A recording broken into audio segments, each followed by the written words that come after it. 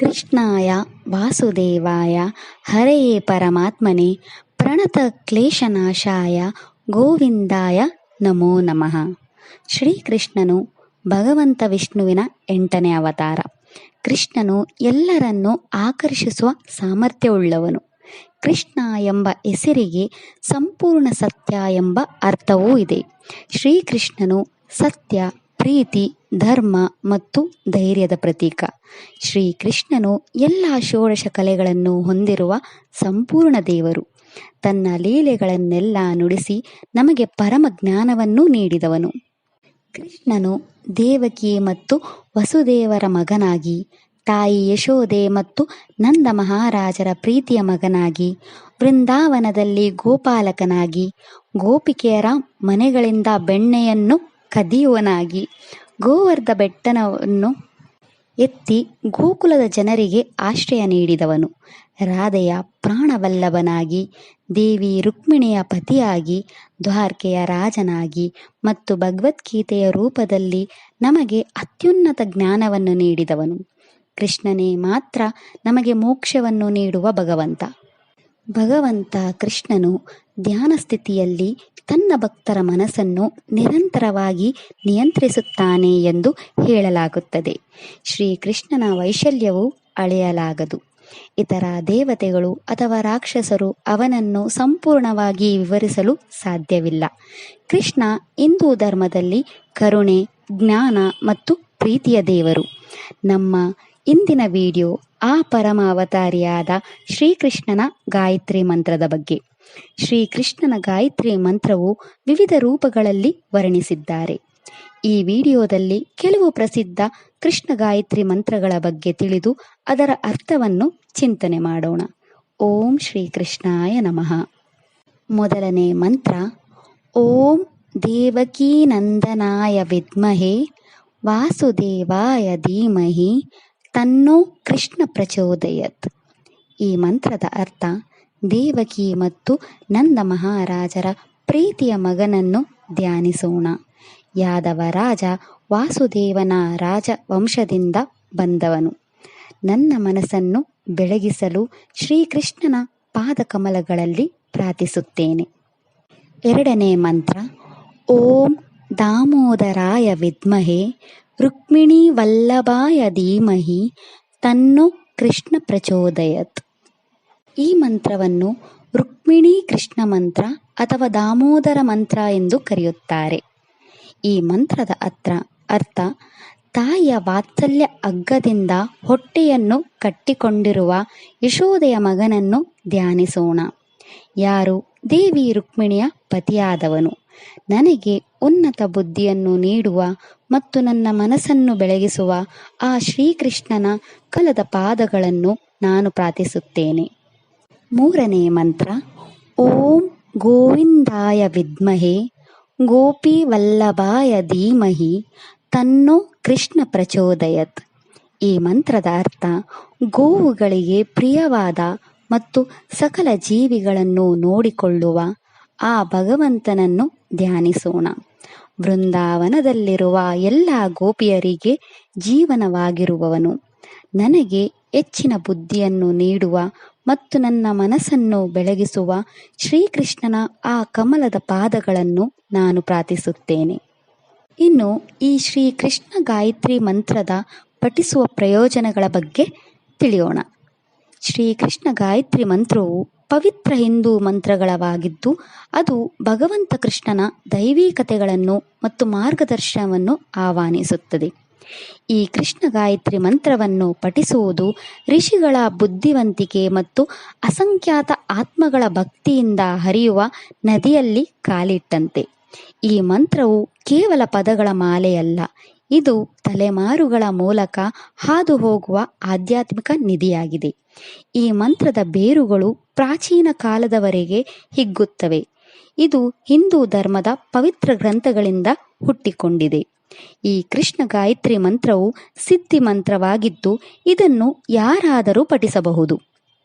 ಈ ಮಂತ್ರವು ನಮ್ಮ ಮನಸ್ಸನ್ನು ಶುದ್ಧೀಕರಿಸುವುದು ಮಾತ್ರವಲ್ಲದೆ ನಮ್ಮನ್ನು ಜಾಗೃತಗೊಳಿಸಲು ಮನಸ್ಸಿನ ಕಾಸ್ಮಿಕ್ ಶಕ್ತಿಗಳನ್ನು ಆಹ್ವಾನಿಸುತ್ತದೆ.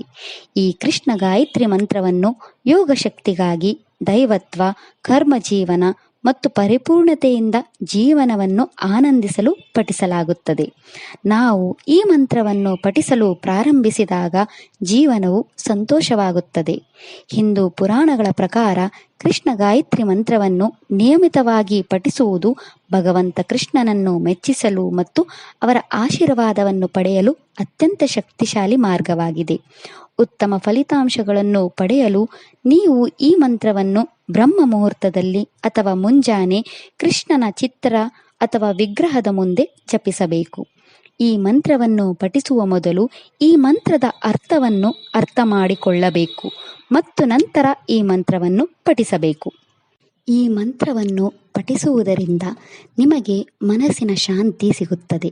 ಇದು ನಿಮ್ಮಿಂದ ಎಲ್ಲ ದುಷ್ಟಶಕ್ತಿಗಳನ್ನು ದೂರವಿಡುತ್ತದೆ ಮತ್ತು ನಿಮ್ಮ ಜೀವನದಲ್ಲಿ ಉತ್ತಮ ಆರೋಗ್ಯ, ಸಂಪತ್ತು ಮತ್ತು ಸಮೃದ್ಧಿಯನ್ನು ನೀಡುತ್ತದೆ.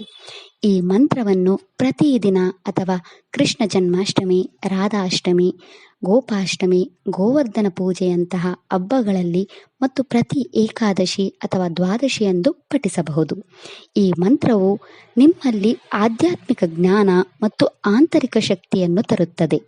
ಈ ಮಂತ್ರದ ಕಂಪನಗಳು ನಮ್ಮ ಆಂತರಿಕ ಆತ್ಮದೊಂದಿಗೆ ಸಂಪರ್ಕಿಸುವ ಮೂಲಕ ಆಧ್ಯಾತ್ಮಿಕ ಜ್ಞಾನವನ್ನು ಪಡೆಯಲು ಒಂದು ವಿಶಿಷ್ಟವಾದ ಆಧ್ಯಾತ್ಮಿಕ ಉದ್ದೇಶವನ್ನು ಪೂರೈಸುತ್ತದೆ. ಇದು ಕೃಷ್ಣನ ಸ್ವಭಾವವನ್ನು ಅರ್ಥ ಮಾಡಿಕೊಳ್ಳಲು ಮತ್ತು ನಮ್ಮ ಆಧ್ಯಾತ್ಮಿಕ ಅಭ್ಯಾಸವನ್ನು ಆಳಗೊಳಿಸುತ್ತದೆ. ಈ ಮಂತ್ರವು ಕೃಷ್ಣ ಮತ್ತು ವಿಷ್ಣು ಇಬ್ಬರ ದೈವಿಕ ಗುಣಗಳನ್ನು ಅರ್ಥ ಮಾಡಿಕೊಳ್ಳಲು ನಮಗೆ ಸಹಾಯ ಮಾಡುತ್ತದೆ. ಈ ಮಂತ್ರವು ಆಧ್ಯಾತ್ಮಿಕ ಜ್ಞಾನೋದಯ ಮತ್ತು ಆಧ್ಯಾತ್ಮಿಕ ಜಾಗೃತಿಗಾಗಿ ಕೃಷ್ಣನ ಮಾರ್ಗದರ್ಶನವನ್ನು ನೀಡುತ್ತದೆ. ಈ ಮಂತ್ರವು ನಮ್ಮ ಮನಸ್ಸಿಗೆ ದೈವಿಕ ಶಕ್ತಿಯನ್ನು ಒದಗಿಸುವ ಮೂಲಕ ನಮ್ಮ ಮನಸ್ಸನ್ನು ಜಾಗೃತಗೊಳಿಸುತ್ತದೆ. ನಮ್ಮ ಜೀವನದಲ್ಲಿ ನಾವು ಎಲ್ಲ ಭರವಸೆಗಳನ್ನು ಕಳೆದುಕೊಂಡಾಗ ಈ ಮಂತ್ರವನ್ನು ಕೇಳಿ ಇದು ನಮ್ಮನ್ನು ಪುನಃ ಯೌವನಗೊಳಿಸುತ್ತದೆ ಮತ್ತು ಶಕ್ತಿಯನ್ನು ನೀಡುತ್ತದೆ. ಈ ಮಂತ್ರವನ್ನು ಜಪಿಸುವವರಿಗೆ ಮತ್ತು ಕೇಳುವವರಿಗೆ ಶಾಂತಿಯನ್ನು ನೀಡುತ್ತದೆ. ಈ ಮಂತ್ರವನ್ನು ಪಠಿಸುವುದರಿಂದ ನಮ್ಮ ಜೀವನದಲ್ಲಿ ಸಂತೋಷವನ್ನು ಪುನಃ ಕಂಡುಕೊಳ್ಳಬಹುದು. ಈ ಮಂತ್ರದ ನಿಯಮಿತವಾದ ಪಠಣವು ಆಧ್ಯಾತ್ಮಿಕ ಅರಿವನ್ನು ಹೆಚ್ಚಿಸುತ್ತದೆ, ಮಾನಸಿಕ ಸ್ಪಷ್ಟತೆಯನ್ನು ತರುತ್ತದೆ, ಭಾವನಾತ್ಮಕ ಸಮತೋಲನೆ ಮತ್ತು ಸಹಾನುಭೂತಿ, ತಾಳ್ಮೆಯಂತಹ ಸಕಾರಾತ್ಮಕ ಗುಣಗಳನ್ನು ಬೆಳೆಸುವುದು. ಈ ಮಂತ್ರವನ್ನು ಮುಂಜಾನೆ, ವಿಶೇಷವಾಗಿ ಬ್ರಹ್ಮ ಮುಹೂರ್ತದಲ್ಲಿ ಮತ್ತು ಸಂಜೆ ಪ್ರದೋಷ ಸಮಯದಲ್ಲಿ ಭಕ್ತಿ ಮತ್ತು ಗಮನದಿಂದ ಜಪಿಸಬೇಕು.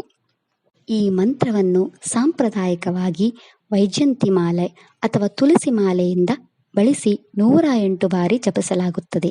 ಈ ಮಂತ್ರವು ಸಾಂತ್ವನ, ಮಾರ್ಗದರ್ಶನ ಅಥವಾ ಕೃಷ್ಣನೊಂದಿಗೆ ಆಳವಾದ ದೈವಿಕ ಸಂಪರ್ಕವನ್ನು ಬಯಸುವವರಿಗೆ. ಈ ಮಂತ್ರವು ನಮ್ಮ ಮಾರ್ಗವನ್ನು ಬೆಳಗಿಸುವ ಸಾಮರ್ಥ್ಯವನ್ನು ಹೊಂದಿದೆ. ಕೃಷ್ಣ ಗಾಯತ್ರಿ ಮಂತ್ರವು ಆಂತರಿಕ ಶಾಂತಿ, ಮಾನಸಿಕ ಸ್ಪಷ್ಟತೆ ಮತ್ತು ಜೀವನದಲ್ಲಿ ಉದ್ದೇಶದ ಆಳವಾದ ಅರ್ಥದಂತಹ ಪ್ರಯೋಜನಗಳನ್ನು ನೀಡುವ ಮೂಲಕ ನಮ್ಮ ದೈನಂದಿನ ಜೀವನವನ್ನು ಹೆಚ್ಚಿಸುತ್ತದೆ. ಈ ಮಂತ್ರದ ಶಕ್ತಿಯು ಜೀವನಕ್ಕೆ ಮಾರ್ಗದರ್ಶಿಯಾಗಿರುವ ಆಧ್ಯಾತ್ಮಿಕ ಸಾಧನವಾಗಿದೆ. ಈ ಮಂತ್ರವು ಕೇವಲ ಒಂದು ಪಠಣಕ್ಕಿಂತ ಹೆಚ್ಚು ಆಳವಾದ ಆಧ್ಯಾತ್ಮಿಕ ಪ್ರಯಾಣದ ಮಾರ್ಗವಾಗಿದೆ. ಕೃಷ್ಣ ಗಾಯತ್ರಿ ಮಂತ್ರವು ನಮ್ಮನ್ನು ಕೃಷ್ಣನ ಜಗತ್ತಿಗೆ ಆಹ್ವಾನಿಸುತ್ತದೆ. ಅಲ್ಲಿ ಪ್ರತಿಯೊಂದು ಪಟ್ಟಣವು ನಮ್ಮನ್ನು ಭಗವಾನ್ ಕೃಷ್ಣನ ದೈವಿಕ ಸಾರಕ್ಕೆ ಹತ್ತಿರ ತರುತ್ತದೆ. ಈ ಮಂತ್ರವು ಕುಟುಂಬದ ಬಂಧವನ್ನು ಬಲಪಡಿಸಲು ಸಹಾಯ ಮಾಡುತ್ತದೆ ಮತ್ತು ನಮ್ಮ ಜೀವನದಲ್ಲಿ ಕಠಿಣ ಸಮಯವನ್ನು ಎದುರಿಸಲು ಸಹಾಯ ಮಾಡುತ್ತದೆ. ಈ ಮಂತ್ರವನ್ನು ಪಠಿಸುವುದು ಅಥವಾ ಈ ಮಂತ್ರವನ್ನು ಕೇಳುವುದು ಆಧ್ಯಾತ್ಮಿಕವಾಗಿ ಮತ್ತು ಜೀವನದಲ್ಲಿ ಸಕಾರಾತ್ಮಕ ಬದಲಾವಣೆಗಳನ್ನು ತರುತ್ತದೆ. ಈ ಮಂತ್ರದ ನಿಯಮಿತವಾದ ಪಠಣವು ಆತಂಕವನ್ನು ಹೋಗಲಾಡಿಸಲು ಸಹಾಯ ಮಾಡುತ್ತದೆ ಮತ್ತು ನಮ್ಮ ಜೀವನದಲ್ಲಿ ಶಾಂತತೆಯ ಭಾವವನ್ನು ತರುತ್ತದೆ. ದಿನಚರಿಯಾಗಿ ಈ ಮಂತ್ರವನ್ನು ಪಠಿಸುವುದರಿಂದ ನಮ್ಮ ಗಮನವು ಸುಧಾರಿಸುತ್ತದೆ ಮತ್ತು ನಿರ್ಧಾರ ತೆಗೆದುಕೊಳ್ಳುವಲ್ಲಿ ಸ್ಪಷ್ಟತೆಯನ್ನು ತರುತ್ತದೆ. ಈ ಮಂತ್ರವು ನಮ್ಮನ್ನು ಕೃಷ್ಣನ ಶಕ್ತಿಯೊಂದಿಗೆ ತಕ್ಷಣವೇ ಸಂಪರ್ಕಿಸುವ ಮೂಲಕ ನಮಗೆ ಆಂತರಿಕ ಶಾಂತಿ ಮತ್ತು ಆಧ್ಯಾತ್ಮಿಕ ಯೋಗಕ್ಷೇಮವನ್ನು ನೀಡುತ್ತದೆ. ಈ ಮಂತ್ರವನ್ನು ಪಠಿಸುವುದರಿಂದ ಯಶಸ್ಸು ಮತ್ತು ಸಮೃದ್ಧಿಯನ್ನು ಆಕರ್ಷಿಸುತ್ತದೆ. ಈ ಮಂತ್ರವು ಜೀವನದ ಅನ್ವೇಷಣೆಗಳಲ್ಲಿ ಸಕಾರಾತ್ಮಕತೆ ಮತ್ತು ಸಾಧನೆಯನ್ನು ತೋರಿಸುತ್ತದೆ. ಈ ಮಂತ್ರವು ಸಂಬಂಧಗಳಲ್ಲಿ ಪ್ರೀತಿ ಮತ್ತು ಸಾಮರಸ್ಯವನ್ನು ಹೆಚ್ಚಿಸುತ್ತದೆ ಎಂದು ನಂಬಲಾಗಿದೆ. ಇದು ಕೃಷ್ಣನ ಆಕರ್ಷಣೆ ಮತ್ತು ವಾತ್ಸಲ್ಯದ ಶಕ್ತಿಯನ್ನು ಆಹ್ವಾನಿಸುತ್ತದೆ. ಈ ಮಂತ್ರದ ಧ್ವನಿ ಕಂಪನಗಳು ದೈಹಿಕ ಆರೋಗ್ಯದ ಮೇಲೆ ಸಕಾರಾತ್ಮಕ ಪರಿಣಾಮ ಬೀರುತ್ತದೆ. ಈ ಮಂತ್ರವನ್ನು ಪಠಿಸುವುದರಿಂದ ನಮ್ಮ ದೇಹದಲ್ಲಿರುವ ಎಲ್ಲ ಚಕ್ರಗಳು ಶುದ್ಧವಾಗುತ್ತವೆ ಎಂದು ಹೇಳಲಾಗುತ್ತದೆ. ಈ ಮಂತ್ರದ ನಿಯಮಿತವಾದ ಪಠಣವು ನಮ್ಮ ಇಂದಿನ ಕರ್ಮಗಳನ್ನು ನಾಶ ಮಾಡಲು ಸಹಾಯ ಮಾಡುತ್ತದೆ ಮತ್ತು ನಮ್ಮ ಆಧ್ಯಾತ್ಮಿಕ ಮಾರ್ಗವನ್ನು ಪೂರೈಸುತ್ತದೆ.